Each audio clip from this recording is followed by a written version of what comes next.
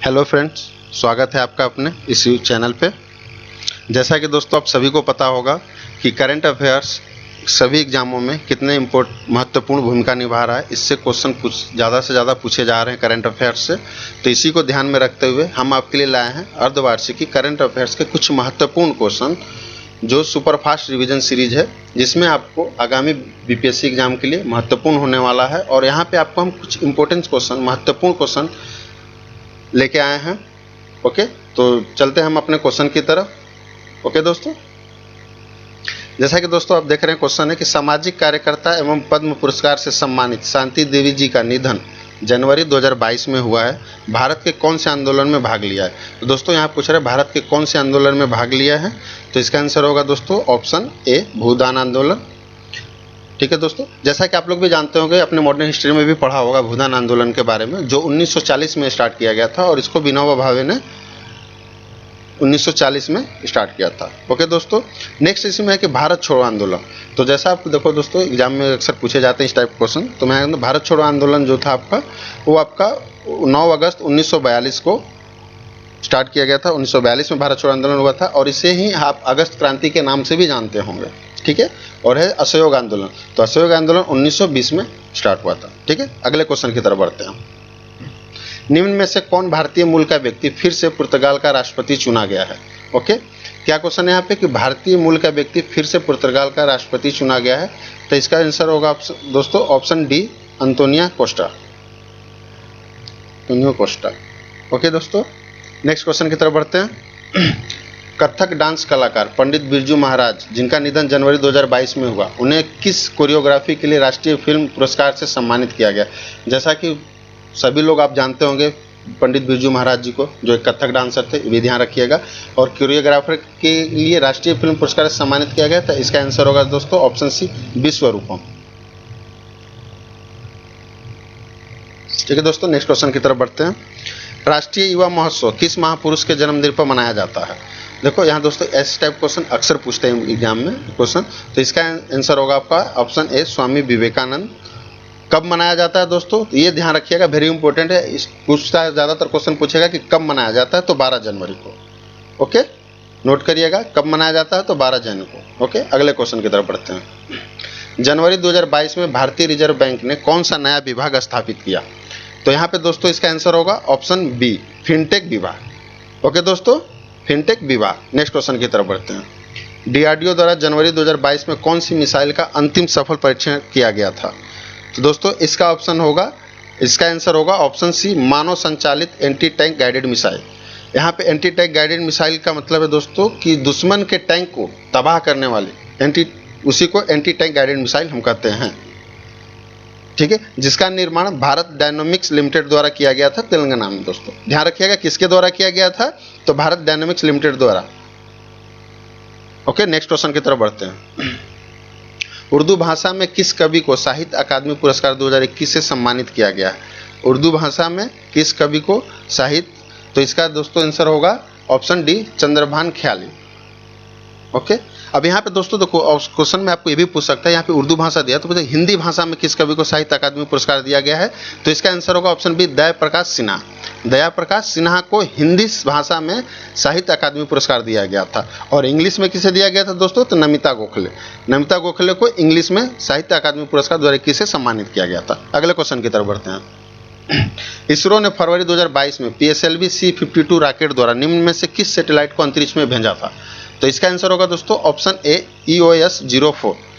और दोस्तों यहाँ पे आपको जानने की जरूरत है कि मतलब इस सैटेलाइट को जो भेजा गया था, इसका काम क्या था? तो इसका काम है दोस्तों कृषि, वृक्षारोपण, मिट्टी की नमी, बाढ़ और मौसम की स्थितियों के बारे में बताना, उसकी क्लियर इमेज लेके अपने हेडक्वार्टर में सेंड करना, जिससे कि साइंटिस्ट लोग इस पर रिसर्च कर सके क्या कमी हो रही। ओके दोस्तों, अगले क्वेश्चन की तरफ बढ़ते हैं।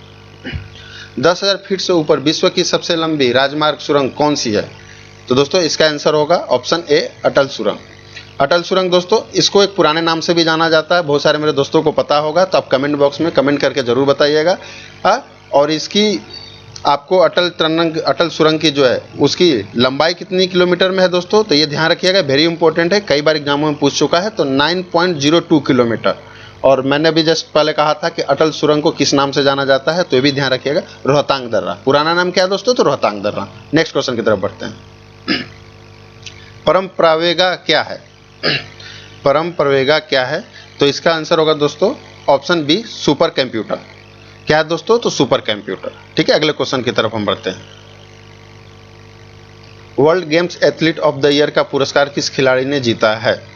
तो यहाँ पे आपका आंसर होगा दोस्तों ऑप्शन सी, पीआर सीरीजेस। किस खेल के लिए पीआर सीरीजेस किस खेल से संबंधित है? तो ध्यान में रखिएगा दोस्तों, हॉकी से। हॉकी में एक गोलकीपर है, ओके, और ये पहले दूसरे इंडियन खिलाड़ी हैं जिन्हें एथलीट ऑफ द ईयर का पुरस्कार मिला है। ओके दोस्तों, नेक्स्ट क्वेश्चन की तरफ बढ़ते हैं। भारतीय अंतरिक्ष और अनुसंधान संगठन इसरो चंद्रयान 3 मिशन को कब लॉन्च करने वाला है? दोस्तों कब लॉन्च करने वाला है? तो इसका आंसर होगा आपको फेब 2023, यानी ऑप्शन सी होगा, फरवरी 2023 में लॉन्च करने वाला है। अगले क्वेश्चन की तरफ बढ़ते हैं। हैदराबाद में 216 फीट ऊंची स्टैच्यू ऑफ इक्वलिटी किस संत की स्मृति में बनाया गया है?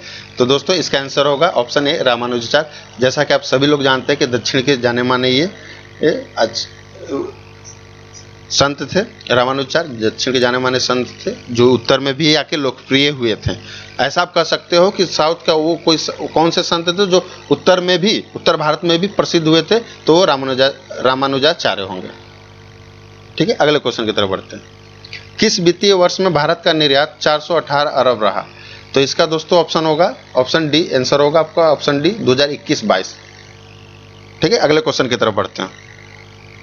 विश्व स्वास्थ्य दिवस कब मनाया जाता है? देखो इस टाइप के दोस्तों क्वेश्चन अक्सर एग्जाम में पूछे जाते हैं, आप लोग को भी पता होगा। तो विश्व स्वास्थ्य दिवस कब मनाया जाता है? तो इसका आंसर होगा दोस्तों ऑप्शन ए, 7 अप्रैल। ओके, अगले क्वेश्चन की तरफ हम बढ़ते हैं। नई दिल्ली की किस इमारत को प्रधानमंत्री संग्रहालय में परिवर्तित कर दिया गया है? तो दोस्तों इसका आंसर होगा आपका ऑप्शन डी, 3 मूर्ति भवन। ओके, हम अगले क्वेश्चन की तरफ बढ़ते हैं। भारत में सौर ऊर्जा द्वारा संचालित पहला हवाई अड्डा है। दोस्तों यहाँ पे पूछ रहा है कि भारत में सौर ऊर्जा द्वारा संचालित पहला हवाई अड्डा है, तो इसका दोस्तों आंसर होगा ऑप्शन ए, कोची। ठीक है, अगले क्वेश्चन की तरफ बढ़ते हैं। वर्ष 2022 के प्रारंभ में कौन सा देश इस्पात उत्पादन में विश्व में सबसे ऊपर रहा है? दोस्तों इसका आंसर होगा ऑप्शन बी, चीन। ठीक है, हम नेक्स्ट क्वेश्चन की तरफ बढ़ते हैं। 2021-22 के दौरान बिहार में राजकोषीय घाटा किस प्रकार अनुमानित है? ओके दोस्तों, तो ये दोस्तों आपका आंसर होगा इसका ऑप्शन ए, 22,511 करोड़ रुपए। ओके दोस्तों, ठीक है, अगले क्वेश्चन की तरफ बढ़ते हैं। विश्व तंबाकू निषेध दिवस कब मनाया जाता है? विश्व तंबाकू निषेध दिवस कब मनाया जाता है? तो इसका आंसर होगा ऑप्शन बी, 31 मई। और इस बार इसका थीम क्या था दोस्तों? अक्सर एग्जाम में थीम भी पूछ देता है, तो ध्यान रखिएगा कि इसका थीम था हमारे पर्यावरण के लिए खतरा। ओके, अब अगले क्वेश्चन की तरफ बढ़ते हैं। अंतर्राष्ट्रीय बुकर पुरस्कार 2022 किन्हें प्रदान किया गया था? देखो दोस्तों ऐसे क्वेश्चन भी अक्सर पूछे जाते हैं। अंतर्राष्ट्रीय बुकर पुरस्कार, तो इसका आंसर होगा दोस्तों ऑप्शन सी, गीतांजलि श्री। गीतांजलि श्री भारतीय मूल की रहने वाली थी। यहाँ पे क्वेश्चन पूछ सकता है कि किस बुक के लिए इनको मिला था? तो टॉम्ब ऑफ सैंड, जिसका हिंदी अनुवाद करने के लिए इन्हें अंतर्राष्ट्रीय बुकर पुरस्कार 2022 प्रदान किया गया था। तो क्या बुक का नाम था? टॉम्ब ऑफ सैंड का हिंदी रूपांतरण। ठीक है, हिंदी अनुवाद करने के लिए मिला था इनको। और पूछ सकता है कि 2021 में किसे मिला था अंतर्राष्ट्रीय बुकर पुरस्कार? तो ध्यान दीजिएगा, इसका होगा डेविड डियोप। ओके, तो डेविड डियोप को 2021 में अंतर्राष्ट्रीय बुकर पुरस्कार से सम्मानित किया गया था। ठीक है, अगले क्वेश्चन की तरफ बढ़ते हैं। सेना में पहली महिला लड़ाकू पायलट कौन बनी? अभी हाल फिलहाल में आपने न्यूज में भी पढ़ा होगा, सेना में पहली महिला लड़ाकू पायलट कौन बनी थी? तो इसका आंसर होगा दोस्तों option A, Abhilasha Barak. Okay, हम अगले क्वेश्चन की तरफ बढ़ते हैं। परम अनंत सुपर कंप्यूटर किस आईआईटी द्वारा कमीशन किया गया है? तो आपका दोस्तों इसका आंसर होगा ऑप्शन डी, आईआईटी गांधीनगर। ठीक है दोस्तों, अगर हम नेक्स्ट क्वेश्चन की तरफ पढ़ते हैं। राष्ट्रपति रामनाथ कोविंद ने संत कबीर अकादमी और अनुसंधान केंद्र का कहाँ उद्घाटन किए हैं? तो दोस्तों आपको पता होगा कि संत कबीर का जन्मस्थली कौन सा राष्ट्र है? तो उत्तर प्रदेश। इसका आंसर होगा option A, Uttar Pradesh. Okay, thank you दोस्तों।